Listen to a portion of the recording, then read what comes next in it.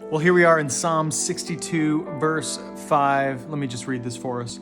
It says, "Yes, my soul, find rest in God. My hope comes from him. Truly, he is my rock and my salvation. He is my fortress. I will not be shaken. My salvation and my honor depend on God. He is my mighty rock, my refuge.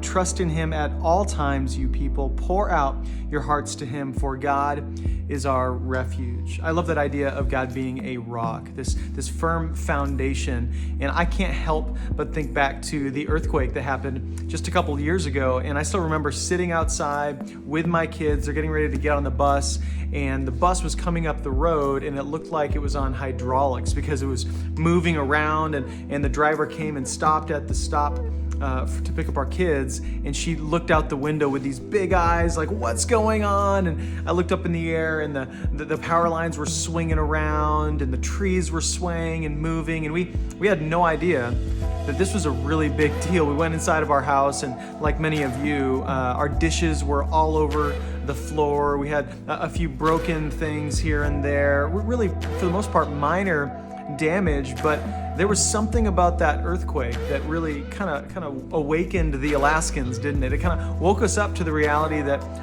we're not as in control as we think we are. And most of the times we feel like we're in control of our lives. We feel like we don't need the strength and the refuge of God, but it's when everything starts shaking that we realize that we do not have a firm foundation. I love that the psalmist just says to trust in God, that his salvation depends on God and God alone. And this is really important for us to acknowledge, that no matter where we think our salvation has come from, if it's not in God himself, that we have not experienced true salvation. We've not really experienced what it's like to rest and have peace. And that's really what I want for you today. As you read this text and consider this, is my foundation truly in Jesus? Or have I been shaken up so that God can show me that I haven't really trusted in him? I just want to encourage you that you can find peace, that you can find rest, that you can have a place to stand that cannot be shaken